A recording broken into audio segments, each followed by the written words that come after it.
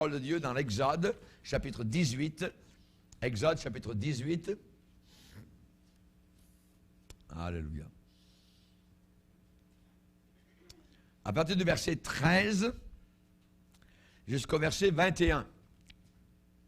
Le lendemain, Moïse s'assit pour juger le peuple.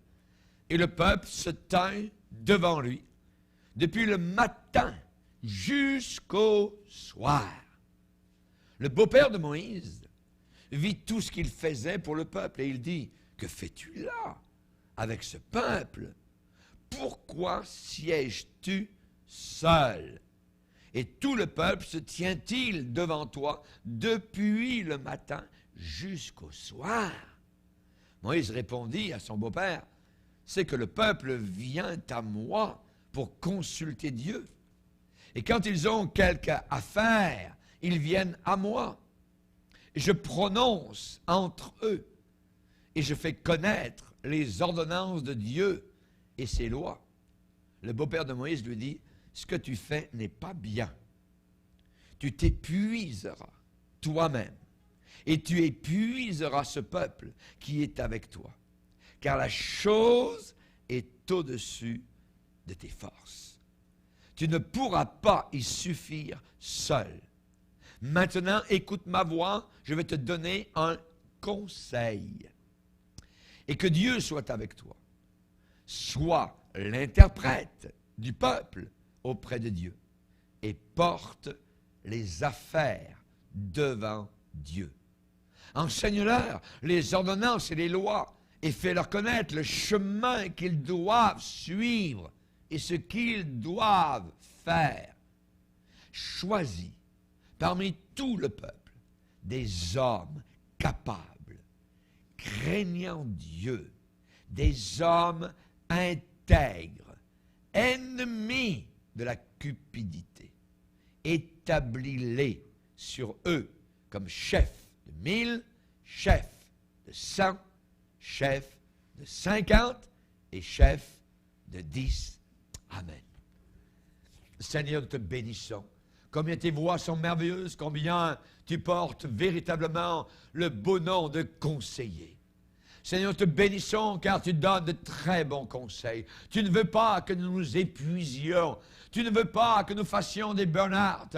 Tu ne veux pas, Seigneur Jésus, que nous fassions des dépressions. Tu veux que nous soyons en forme, Seigneur, dans le beau corps que tu nous as accordé et qu'il soit en santé, ce corps, pour te servir, pour te glorifier, comme ta parole nous le dit. Glorifiez donc Dieu dans vos corps qui appartiennent à Dieu. Nous te demandons de nous conseiller, Seigneur. Aide-nous à ne pas détruire le corps que tu nous as accordé, Seigneur. Nous te prions que nous puissions entendre ta voix, car tu es encore un très bon conseiller. Ésaïe avait raison lorsqu'il t'a appelé conseiller, prince de la paix. Seigneur, tu désires que ta paix demeure dans nos cœurs. Aide-nous, enseigne-nous, protège-nous. Garde-nous de faire un pas de trop ou un pas en moins. Nous voulons exactement être au pas avec toi. Et donne-nous tes conseils afin que nous puissions suivre la voie que nous devons suivre. Nous te prions, Père, de nous aider à comprendre ta parole ce soir. Au nom de Jésus. Amen. Et tout le peuple dit Amen. Gloire à Dieu. Peut vous asseoir, frères et sœurs, chers amis. Alléluia. Que faire avec un fardeau? Et Moïse ici, et véritablement avait un immense fardeau, parce qu'il y avait environ 600 000 hommes, sans compter les femmes et les enfants, ce qui veut dire environ 3 millions de personnes. Et lorsqu'il y avait des différends, des problèmes, des difficultés, il y a toujours des difficultés entre un tel et un tel, il y aura toujours des problèmes à régler.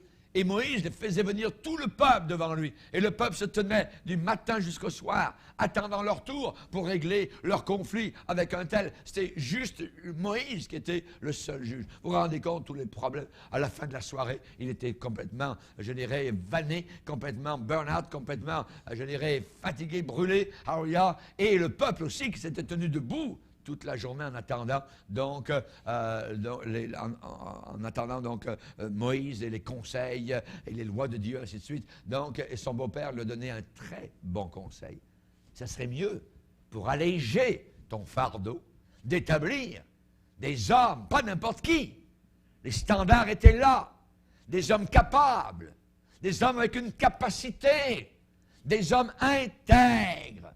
Des hommes qui sont vrais. Qui ne sont pas blancs d'un côté et noirs de l'autre côté. Des hommes qui ne sont pas une chose à l'intérieur et autre chose à l'extérieur. Non. Des hommes intègres. Des hommes qui craignent Dieu. Ça veut dire qu'ils sont sages, puisque la crainte de Dieu est le commencement de la sagesse. Et des hommes ennemis de la cupidité. Des hommes qui ne sont pas pris par l'argent, par l'amour de l'argent. Établis-les et tu vas alléger ton fardeau. Établis-les comme pour certains, selon leur capacité. Certains peuvent être chefs de 1000, d'autres peuvent être chefs de 100, voyez, d'autres de 50 et d'autres de 10, voyez, selon leur capacité. Et je pense que c'est exactement ce que Moïse a fait plus tard, et évidemment son fardeau a été allégé. Je vais vous donner l'histoire d'une vieille légende perse. La Perse, c'est l'Iran d'aujourd'hui, là où régnait la reine Esther à l'époque, vous voyez, avec Assuérus. Et on raconte une légende dans le pays de Perse où un roi a demandé à ses sages de la cour de préparer pour lui une histoire compréhensive du monde, qui leur prépare une histoire compréhensible du monde. Pourquoi? Parce que ce roi voulait apprendre à régner avec sagesse. Donc, il a demandé à ses sages, préparez-moi une histoire du monde connu, amenez-moi ça, et j'aimerais régner avec sagesse, apprendre ce qui s'est passé au travers donc de l'histoire de l'humanité. Le roi leur donna 20 ans, voyez, pour ce travail. Dans 20 ans, revenez me voir. Pas pire, hein? 20 ans pour amasser la connaissance de l'époque. Et finalement, ils lui ont apporté 20 ans plus tard 10 000 volumes. 10 000 volumes à lire, voyez. Le roi dit, je n'ai pas le temps de lire tout cela. Retourner et comprimer tout cela dans un plus petit espace. 10 000 volumes, non, voyez. Alors, 10 ans plus tard, voyez, ils sont arrivés, mais 30 ans déjà s'était passé, voyez. 10 ans plus tard, ils lui ont ramené 5 000 volumes, la moitié, voyez, 5 000 volumes. Le roi les a renvoyés encore pour comprimer encore plus cela, voyez, que ce soit plus petit. Et fois après fois, ils sont revenus vers le roi avec des livres pour que le roi les lise. Et finalement, un jour, le roi a crié et il leur a dit, le temps passe, le temps nous file entre les doigts, ma vue est en train de s'en aller, compressez tout ce que vous avez écrit dans le plus petit espace possible. Bon.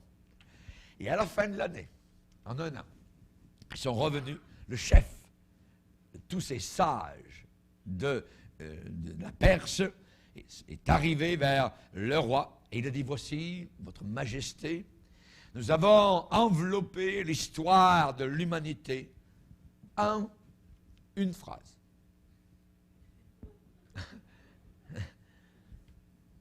Ils naquirent, ils souffrirent et ils moururent. Voilà l'histoire de l'humanité. Ils naquirent, ils souffrirent et ils moururent.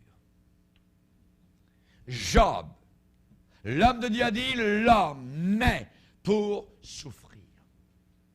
L'homme naît pour le trouble, comme l'étincelle pour voler. La souffrance est un fardeau commun à l'humanité. Ne pensez pas que vous êtes un îlot de souffrance et que personne autour de vous ne souffre, que tout le monde est dans le paradis et que vous êtes dans un petit enfer. Non. Non. Votre cœur vous fait-il mal?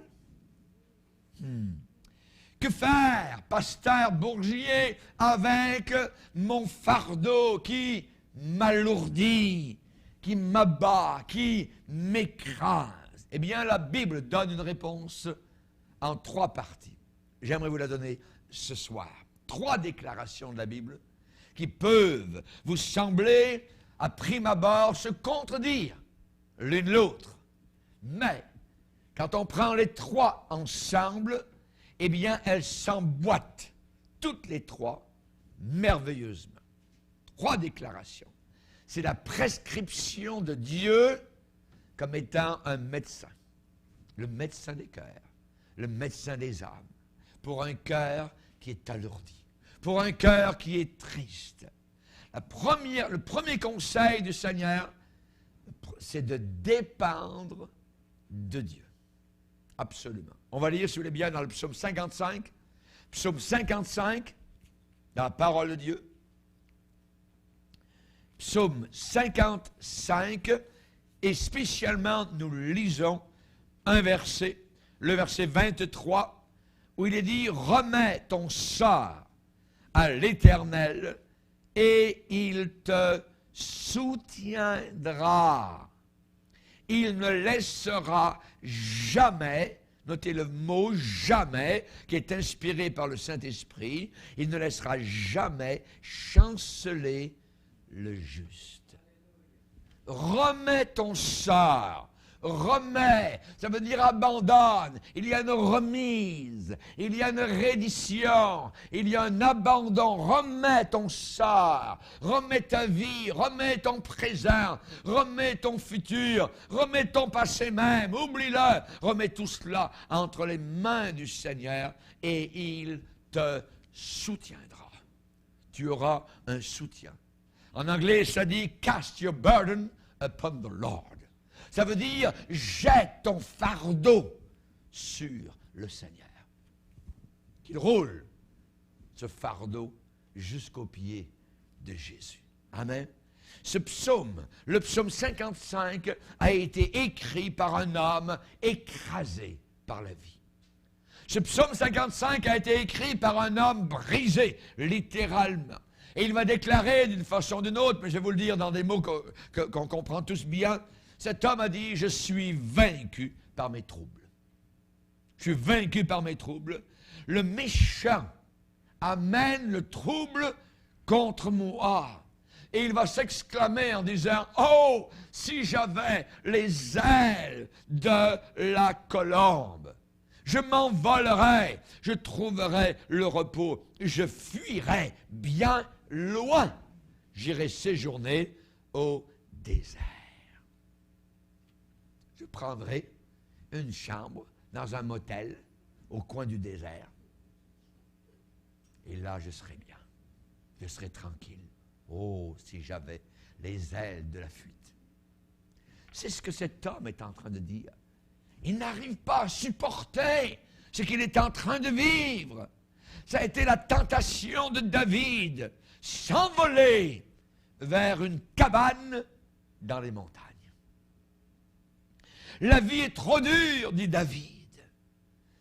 Et il veut simplement échapper. Il veut échapper, s'échapper. Non seulement ses ennemis complotaient contre lui, mais dans l'angoisse, il a écrit, et encore dans le même psaume, il va parler d'un confident, un ami de cœur qui l'a trahi, qui a brisé ses promesses. Il va dire au verset 14, « C'est toi que j'estimais mon égal, toi mon confident et mon ami. Ensemble, nous vivions dans une douce intimité. Nous allions avec la foule à la maison de Dieu. Tu m'as trahi. Tu m'as trahi. » Du profond de son trouble, c'est une chose terrible d'être trahi. De vivre une trahison, un cœur brisé. C'est terrible de ressentir le baiser de l'enfer de Judas et de sentir derrière vous un poignard qui s'enfonce en même temps. Une trahison, être trahi. Et pour lui, pour ce cœur brisé qu'est David, il semble qu'il n'y a aucune sortie, aucun échappatoire. Et il est en train de crier pour l'aéroport. Il veut les ailes, il veut s'en aller, il veut aller ailleurs, là-bas, quelque part, dans une île perdue. Là, j'oublierai tout ça. Il vit dans un rêve. il veut s'échapper. Et David s'est tourné finalement vers Dieu. Et il va dire, donne tes fardeaux au Seigneur. Il va les porter. Donne-les au Seigneur, il va les porter. Remets ton sort à l'Éternel, il te soutiendra. Il ne laissera jamais chanceler, tomber le juste. Cela veut dire qu'il ne te laissera jamais tomber. Mais remets ton sort entre les mains du Seigneur. Dans nos maisons, nous avons des porte-manteaux où nous posons nos manteaux dessus. Nous avons aussi dans la marine des porte-avions. Mais nous, comme chrétiens, nous avons un porte-souci. Alléluia. C'est merveilleux. Nous avons non pas un porte-manteau ni un porte-avions, mais nous avons un porte-souci. Alléluia. Gloire à Dieu. Que Dieu soit béni. Jésus-Christ est le meilleur porteur de fardeau. The best carrier. Alléluia. Alléluia. Que Dieu soit béni. Il y avait un jeune couple chrétien en Angleterre. Les deux travaillaient dans l'œuvre du Seigneur, dans la vigne du Seigneur. Finalement, le monsieur a appris les nouvelles que sa femme était cancéreuse. On travaille dans l'œuvre de Dieu. On aime le Seigneur. On sert Dieu. Et ma femme vient de chez le médecin. Le diagnostic déclare qu'elle est cancéreuse. Mais comment ça peut se faire? Seigneur, on te sert. Voyez? Et Dieu a donné à ce cher couple le psaume 112, versets 6 à 8. Lisez avec moi. Psaume 112, versets 6 à 8. On nous parle ici de l'homme qui craint le Seigneur, de l'homme qui exerce la miséricorde. Et ça dit ici au verset 7, « Il ne craint point les mauvaises nouvelles. » Verset 6, « Il ne chancelle jamais. La mémoire des justes dure toujours. Il ne craint point les mauvaises nouvelles. Son cœur est ferme, confiant en l'Éternel. Son cœur est affermi, il n'a point de crainte. » En version moderne, on pourrait dire un tel homme ne sera pas vaincu. Il ne sera pas renversé par de mauvaises circonstances parce qu'il est entre les soins constants de son Dieu. Et sur lui, eh bien, il va avoir l'approbation de Dieu. Malgré les mauvaises nouvelles, son cœur est confiant. Confiant dans le Seigneur. Ferme dans le Seigneur. Il pourrait être ébranlé, il pourrait être secoué, mais il n'est pas en réalité ébranlé. Il jette son fardeau sur le Seigneur. Et cette personne-là va faire une impression profonde sur tous ceux qui voient cela. Ceux qui regardent ce que vit la personne qui passe par le trouble, mais qui est confiant dans le Seigneur, aura une profonde impression, une profonde influence sur les autres. La Bible dit, il ne craint pas les mauvaises nouvelles. Il ne vit pas dans la peur de ce qui pourrait arriver, parce qu'il a établi son esprit sur l'Éternel qui prend soin de lui. Seigneur, je ne comprends pas, je ne veux pas même chercher à comprendre, je veux me fier à toi, je me confie en toi. Remets ton sort à l'Éternel. Remets ton sort en l'Éternel. Je vais vous lire la lettre d'un chrétien un jour qui avait perdu sa business, son compte en banque et la plupart de son assurance. Il lui restait, pour ainsi dire, rien. Rien. Un homme d'affaires. Vous savez ce qu'il a écrit? Je vous cite. Je lis. « Comme le Seigneur a béni ma vie, au lieu de trouver une haute bâtisse pour sauter en bas ou de prendre un pistolet pour finir ma vie, j'ai trouvé tout ce que j'avais besoin en Jésus-Christ. Quand un homme perd tout, sauf Dieu, il trouve que Dieu est suffisant. » Amen. Il trouve que Dieu est suffisant. Le principe de dépendre de Dieu, de placer notre foi dans le Seigneur. Vous pouvez compter sur Dieu en toute occasion. L'apôtre Pierre va le dire la même chose, mais d'une autre manière. Il va dire, déchargez-vous sur lui de tous vos soucis. Déchargez-vous. Ça veut dire décharger. Quand vous déchargez votre fusil, ça veut dire que votre fusil est plein. Vous le déchargez comment? Paf! Vous tirez, ensuite il est déchargé. Quand vous avez une vie chargée, déchargez-vous sur le Seigneur. Remettez, faites rouler le fardeau aux pieds du Seigneur. Remettez-vous-en entre les mains du Seigneur. C'est un principe de dépendre de Dieu. Dans votre affliction, Dieu aussi est affligé. N'allez pas croire le diable qui vous dit, toi tu es triste, tu pleures, mais Dieu est content, il rit là-haut dans la gloire. Non! Quand nous sommes affligés, lui aussi le Seigneur est affligé. Il pleure quand nous pleurons. Le Seigneur va dire dans Ésaïe 66, « Voici sur qui je porterai les regards, sur celui qui souffre et qui a l'esprit abattu, sur celui qui tremble devant ma parole, qui la craint. Voici sur qui je porterai mes regards, mes regards. Dieu regarde. Quelle sorte de personne regarde-t-il? Celui qui souffre et qui a l'esprit abattu. Souffre. La souffrance est quelque chose que l'on supporte. De souffrir. Le principe de dépendre de Dieu. Présentez-lui votre fardeau et laissez-le là, au pied du Seigneur. Déchargez-vous. Mais n'arrêtez pas là. Il y a autre chose, voyez. Il y a des gens parfois qui surspiritualisent, voyez, tout ce qu'ils disent. Et qui vont dire, par exemple, « Oh, vous savez, si vous avez le Seigneur avec vous, vous n'avez pas besoin de personne d'autre, vous pouvez y arriver tout seul. » Ça paraît très bien, ça paraît spirituel, mais ce n'est pas tellement biblique. Pas tellement biblique. Ces gens-là passent par-dessus le fait que souvent la façon dont Dieu va porter nos fardeaux, c'est aussi par d'autres personnes. Par d'autres personnes. Pourquoi?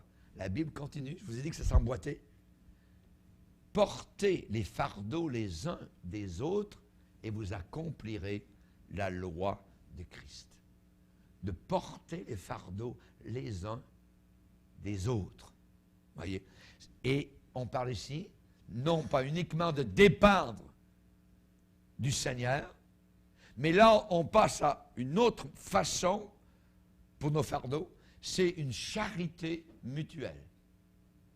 Une charité l'un envers l'autre. Porter les fardeaux les uns des autres. C'est comme ça que nous accomplirons la loi de base de la vie chrétienne. Parce que la Bible dit, portez les fardeaux les uns des autres et vous accomplirez, vous allez réaliser quelque chose. Quoi? Vous accomplirez ainsi, de cette façon-là, de cette manière-là, la loi de Christ. La loi de Christ, voyez. Dans 1 Thessaloniciens chapitre 4, on nous dit spécialement, pour ce qui est de l'amour fraternel, vous n'avez pas besoin, frères, qu'on vous en écrive, car vous avez vous-même appris de Dieu à vous aimer les uns les autres. Et c'est aussi ce que vous faites envers tous les frères dans la Macédoine entière. Vous aimez les uns les autres. S'aimer les uns les autres n'est pas uniquement un sentiment. Je t'aime mon frère, je t'aime ma sœur. La Bible dit c'est aussi ce que vous faites. L'amour, c'est aussi de l'action. Ça se démontre, et spécialement pour nous ce soir, dans le fait de porter les fardeaux les uns des autres. Amen. Cette loi de Christ, c'est le commandement nouveau. Jésus a dit, je vous donne un commandement nouveau. Oh, c'est neuf. Ce n'est plus les commandements de Moïse, de la loi de Moïse, que le même Sauveur avait donné à Moïse. Non. Ce commandement nouveau, c'est aimez-vous les uns les autres. Aimez-vous les uns les autres.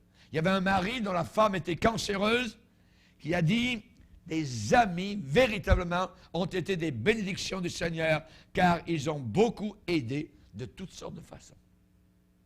C'est merveilleux. Et l'autre jour, quand on a déménagé cette personne avec plusieurs frères de l'Assemblée, alléluia, c'était un témoignage. Et je suis fier, alléluia, de mes frères et sœurs qui, de cette façon, ceux qui ont pu, évidemment, donc ont pu aider, alléluia, et ont été un témoignage à cette famille, donc dans ce déménagement lundi passé. Merci Seigneur. Amen. Une épouse qui était malade, voyez, a écrit dans son agenda.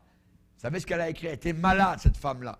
Elle a écrit Galates, chapitre 6, verset 2.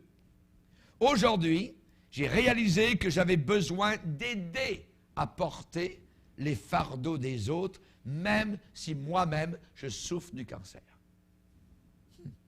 Il faut, dit-elle, que mes pensées se portent sur les autres. J'aimerais me retirer et ne plus donner, ne plus partager. Mais le Seigneur dit que même dans la fatigue, je dois aider à porter les fardeaux des autres.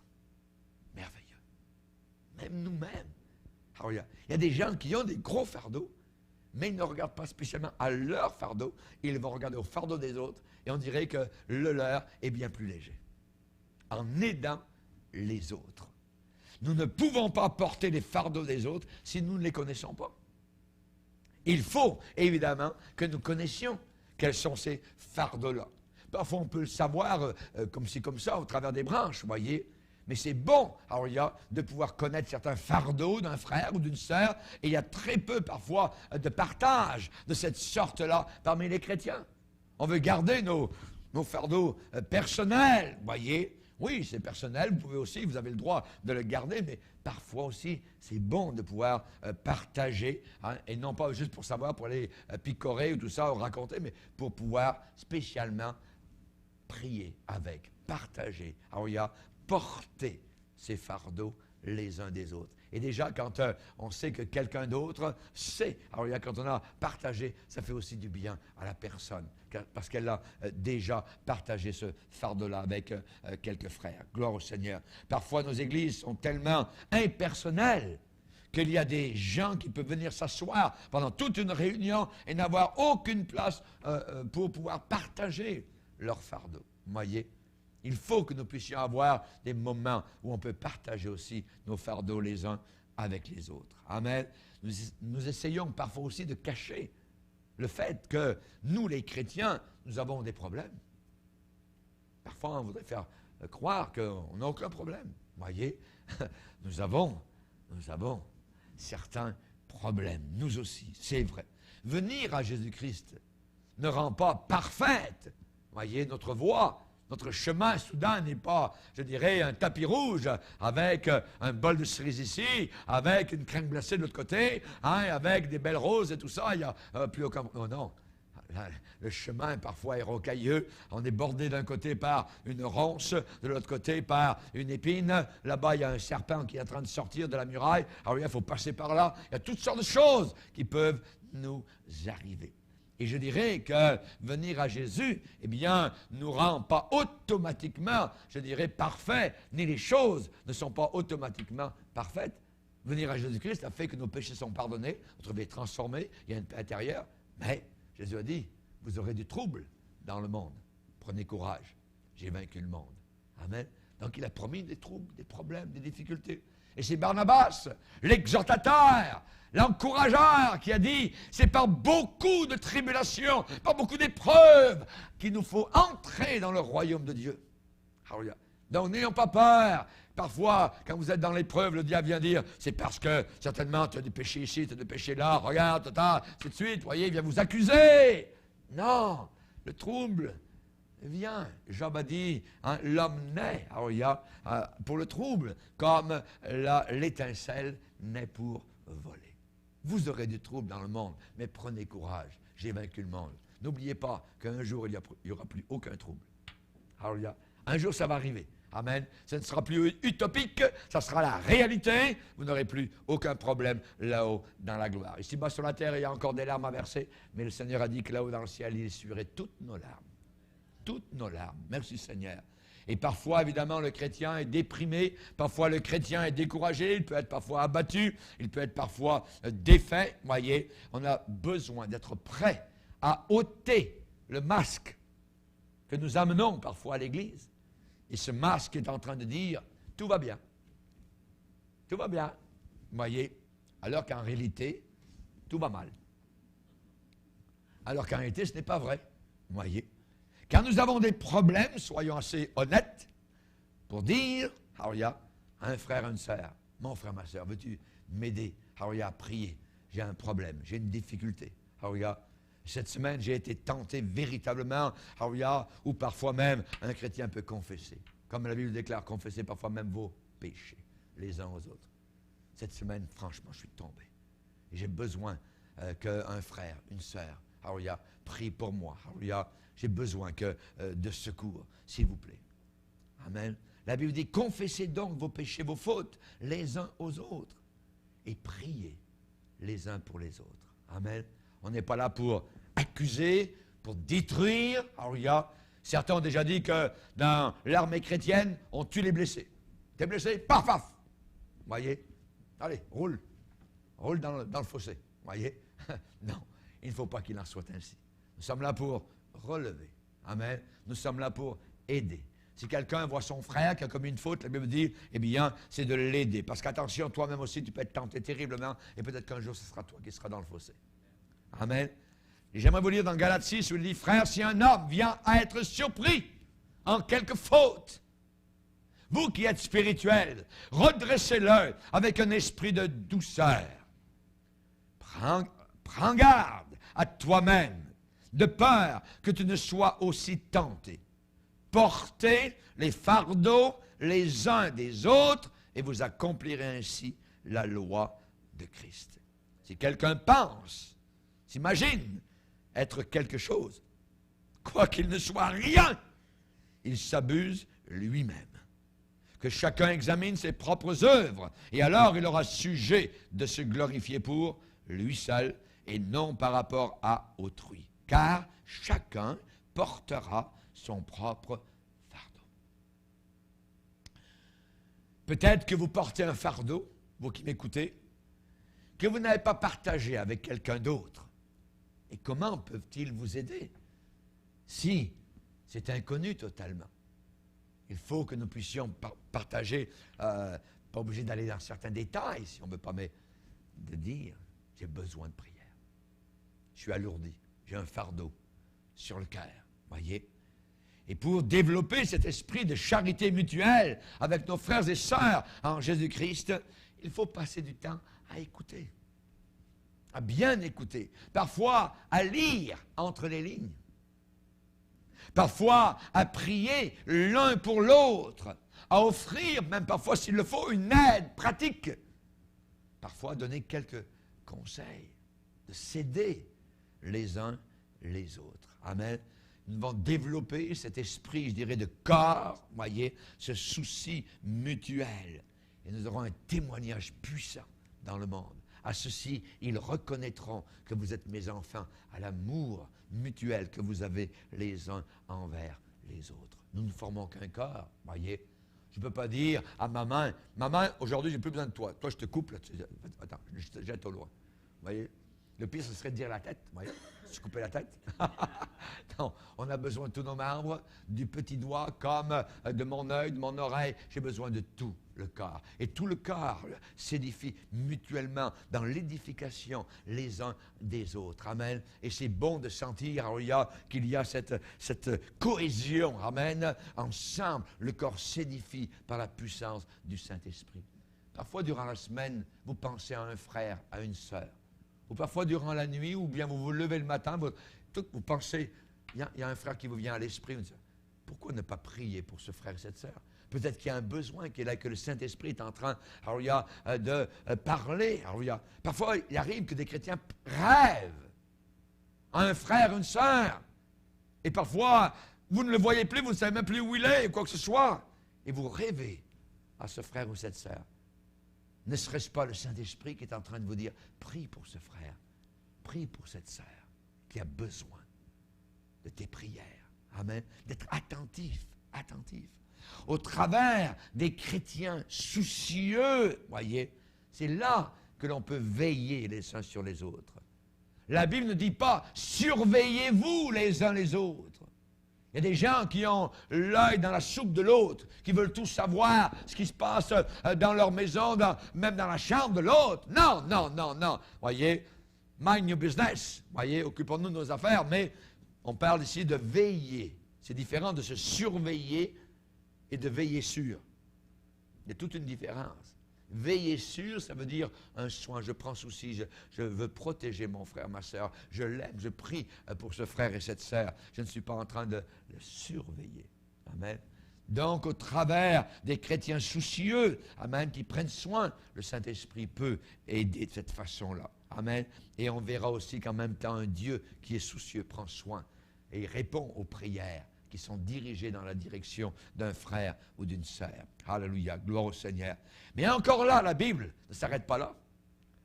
Nous avons vu tout à l'heure, psaume 55, alléluia, remets ton char, fais rouler ton fardeau au pied du Seigneur. Nous avons vu ensuite, dans Galates, où il est dit, portez les fardeaux les uns des autres. Mais ce n'est même pas fini, parce qu'on vient de lire au verset 5, où il est dit, car chacun portera son propre. Est-ce que ça se contredit? Un coup, ça nous dit de le laisser au pied du Seigneur. Un coup, ça nous dit, alors il y a ensemble de porter les fardeaux les uns les autres. Puis ici, maintenant, ça nous dit, tu vas porter ton fardeau tout seul. Vous voyez? Mais tout cela se complète. Tout cela est un ensemble. Je vous ai dit au début que, alors il y a les trois se compléter. C'est trois conseils qui vont ensemble. Je dois faire rouler mon fardeau au pied du Seigneur. Je dois avoir aussi mes frères et sœurs qui vont m'aider dans mes difficultés, dans mes fardeaux. Mais je dois savoir aussi qu'il faut que je porte mon propre fardeau. Mon propre fardeau. Un jour, il y avait quelqu'un qui est arrivé et il s'est retrouvé dans un cimetière. C'était un frère. Cimetière, et c'était rempli de croix. Il y avait des croix, il y avait des petites, il y avait des grandes croix, il y avait des croix en bois, des croix en pierre, il y avait des croix en marbre, toutes sortes de croix. Toutes des croix. Tout. Vous voyez? Rempli de croix. Il est entré. Il a dit, tiens, cette croix-là, elle est belle. Je pense qu'elle me ferait bien sur l'épaule. Il a essayé de la prendre, de la porter, tout ça. Elle était en pierre. Il trouvait que ça était un peu lourd. Il l'a posée. Il a pris une autre, en marbre. Peut-être celle-là, ça serait bien, ça. Porter une belle croix en marbre derrière, ça. Il dit, oh, ça fait mal à l'épaule. Franchement, elle ne fait pas bien celle-là. Tout ça. Quand il était entré, il y avait une croix, en regardant, qui était marquée. Il y avait son nom dessus. Comment ça? Il y a une croix qui est pour moi. Il a pris cette croix, il l'a mis sur l'épaule, pouf, fitait exactement. Elle est bien, tout ça. Il me semble que ça, je pourrais vraiment la porter. Il a commencé à l'essayer. Parfait. Il a laissé tomber les autres et il est parti avec sa croix. Quand vous regardez la croix des autres, vous allez dire, mais comment il peut porter cette croix-là? Vous voyez? Vous ne pouvez pas, parce que c'est lui. Il y a une croix pour chacun d'entre nous. Et le Seigneur a mis notre nom sur la croix qui nous convient. Vous ne pouvez pas, vous n'arriverez pas à porter mes fardeaux. Je peux partager mes fardeaux et que vous puissiez prier pour moi. Mais vous ne le pourrez pas. La croix ne vous fera pas. Mais à moi, je suis habitué, ça va bien. Elle fit bien dans l'épaule, au-dessus, tout ça, c'est parfait. Je suis habitué, ça va bien. Gloire à Dieu. Amen. Chacun de nous, la Bible déclare, chacun portera son propre fardeau. Son propre fardeau. Donc il y a là une responsabilité personnelle. Personnelle. La Bible ne s'arrête pas uniquement à porter les fardeaux les uns des autres. La Bible va plus loin. Et on ne peut pas simplement mettre nos problèmes sur le côté social, voyez, en les déchargeant sur les autres, pas plus qu'on ne peut les spiritualiser en les déchargeant uniquement sur Dieu. Il y a ma part aussi. Et vous savez, il y a des gens qui courent d'un prédicateur à un autre, d'un conseiller à un autre, parce qu'ils ne veulent pas faire face à leurs propres problèmes, à leurs propres responsabilités. il y a une responsabilité personnelle pour les fardeaux que Dieu permet que nous ayons. Parce que tout est permis de Dieu. On se demande comment ça se fait, mais s'il ne le voulait pas, il ne permettrait pas. Mais il permet certains fardeaux. On pense qu'on va écraser. Non, on n'écrasera pas. Il ne permettra pas que le juste chancelle. Chacun portera son propre fardeau. Quand Paul utilise l'expression « porter les fardeaux les uns des autres », il utilise un mot très significatif. Il dit que c'est un fardeau terrible, trop lourd, pour qu'une personne seule puisse le porter. Mais ici, quand il dit « chacun portera son propre fardeau », c'est un mot différent. Ça veut dire que chacun portera sur l'épaule son propre paquet. Chacun portera sur son épaule son propre paquet. Et chacun de nous a sa part personnelle de responsabilité que nous ne devons pas éviter. Nous aimerions aller dans les collines, dans le désert, prendre les ailes de l'aurore, nous en aller fuir. Non. Non. Les fardeaux exercent notre foi. Les fardeaux exercent notre foi. Dieu permet cela pour cette raison.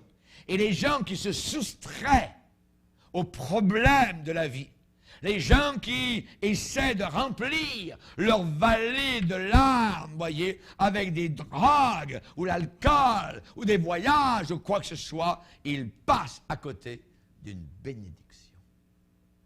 D'une bénédiction. Le fardeau que vous avez, laissez-moi vous le dire, j'ai la misère à le dire, mais je vais vous le dire, c'est une bénédiction. C'est une bénédiction. Pas comme nous le voudrions, mais selon que l'au-delà le voit, alléluia, c'est une bénédiction. C'est ça qui nous garde proches de Dieu. Peut-être que si nous ne l'avions pas, nous nous éloignerions de Dieu. Dieu connaît, alléluia. Par exemple, une barre de fer. Une barre de fer qui vaut 5 $. Barre de fer vaut 5 $. Faites-en des sabots pour des chevaux. Vous savez, des fers à cheval. Vous voyez? Vous mettez sur les chevaux. Votre barre de fer va valoir 10 $. Parce que ça a pris une certaine valeur. Ça devient des sabots de chevaux. Mais faites-en des aiguilles. La barre de fer de 5 $, soudain, ça vaut 100 $. Faites-en ensuite des aiguilles d'une montre suisse. Oh! Votre barre de fer vaut maintenant 1000 $. Et pour avoir de la valeur, il faut raffiner le fer. Pour monter la valeur d'un homme, il faut le surchauffer. Il faut le faire fondre. Il faut le purifier. Ainsi qu'a dit le Seigneur. Tu as de la valeur et tu es précieux à mes yeux. Chacun portera son propre fardeau. N'ayez pas peur de le porter. Un jour, vous n'aurez plus aucun fardeau. Vous allez être étonné. En attendant, n'ayez pas peur. Le Seigneur te soutiendra et ne laissera jamais chanceler le juste. Baissons nos têtes et prions le Seigneur. Père, nous te bénissons. Nous voulons adorer ta parole, ta pensée. Ce Saint-Esprit merveilleux qui nous indique le chemin, non pas de végéter, non pas d'être oisif, mais au travers de la souffrance, au travers de l'épreuve, au travers des fournaises, chauffés 7 fois plus que de coutume. C'est là que le Fils de Dieu vient. C'est là qu'il vient marcher avec nous. C'est là que nous prenons de la valeur. C'est là que nous sommes purifiés des péchés de ce monde. C'est là que le feu brûle les scories. C'est là que les fils de Lévi sont purifiés. sanctifier, comme Malachie chapitre 3 nous le déclare. Veuille bénir chacun de tes enfants, Seigneur. Encourage-les. Tu n'es pas là pour nous décourager. Tu n'es pas là pour nous haïr ou nous jeter aux poubelles. Tu es là au contraire, précieusement. Tu nous regardes dans le feu de l'épreuve, Seigneur. Et tu ne permettras pas que nous soyons éprouvés au-delà de nos forces. Mais avec l'épreuve, avec l'intensité du feu et de la fournaise, tu vas la contrôler, cette fournaise, Seigneur, afin que nous puissions échapper, afin que nous puissions voir la porte de sortie. Merci, Seigneur, car tu veux notre bien, notre meilleur et toute notre valeur. Merci, Seigneur, car à tes yeux, nous sommes précieux. Merci, Jésus. Amen. Et tout le peuple dit Amen.